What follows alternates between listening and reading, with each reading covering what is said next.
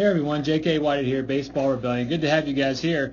So today I thought I'd show and highlight one of my young players that I've been working with online a lot, who's had a terrible case of elbow drag, and it's one of the most common mistakes that you see in aggressive young hitters with some mobility in their shoulder and things like that. Over here to the right was his initial evaluation video, where, again, he's a very aggressive hitter. He's not afraid to go in there, take his hacks, does some pretty good stuff with his lower half. But the problem is that this mistake that he makes really overtakes his ability to actually use his lower half, and a lot of times his contact is few and far between because of what we see right here with that back elbow. The early dropping and the feeling of pulling the back elbow across the back hip, so you can see very clearly right here that back elbow in front of his, almost completely in front of his front elbow, creating a longer and much slower bat path and a slow acceleration of the barrel, so the barrel doesn't really pick up speed until somewhere out in front. And this one, the timing of the swing was good with this not so great swing, and he knows that. It's something we've been working on a lot.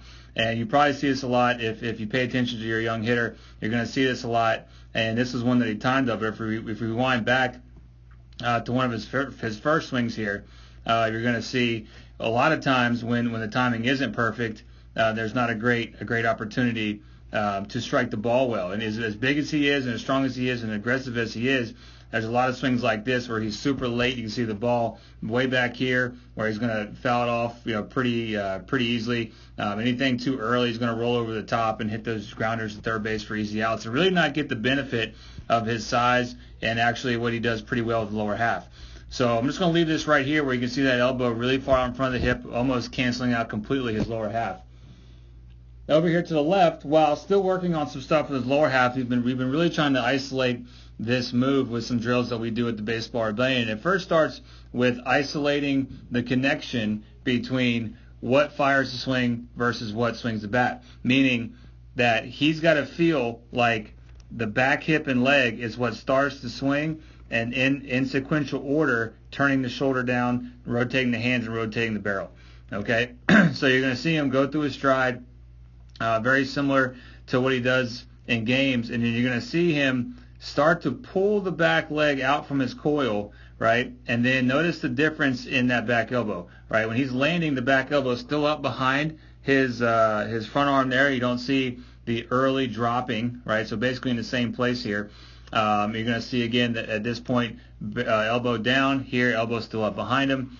And then from here, he rotates the knob and his hands correctly with his back shoulder. So he's got that really nice tight upward rotation from down and around behind his shoulder to get and keeping the hands in front of that back elbow. So not only does he get the barrel to accelerate faster and sooner in his swing, which is obviously a big deal for bat speed, but he's also able to keep his bat behind the ball or get his barrel behind the ball in the zone early and keep the barrel going out through the zone for a long time. And that's where, if the swing he's taking over here, he could run into some balls and be okay when his timing is perfect, but when it's not, he really misses poorly. And if we know anything about good hitters, they miss well, okay? They miss well, meaning they hit it hard, low or high.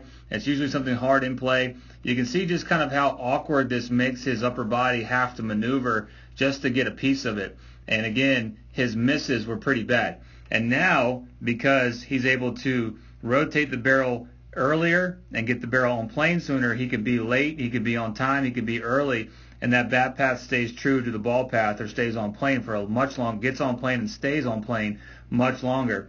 So the key is understanding how the order of operations in a baseball swing works, and he's done a great job at really buying in and trying to feel something different, even though he's still got some room to grow in a lot of different areas of his swing. If he can just figure this part out, being aggressive at a young age, he's going to tag a lot more balls and not just be the home run hitter when the timing is perfect, but he's going to be able to miss-hit more doubles, miss-hit more singles, and for a kid of his size and aggression level, actually miss-hit some balls over the fence. So it's a big deal when a hitter starts to feel that connection from behind them between that back hip and leg pulling forward and starting their swing, and the order of operations between the back hip and leg, back shoulder, hands, and the barrel. And if you can establish that mental connection, that mind-body connection, you can get rid of this problem and pretty quickly, which he has as well. So just a matter of taking your time, knowing what you're doing, and executing your plan day in, day out. So I hope you guys enjoyed this. If you have any questions, please let me know. Thanks for watching.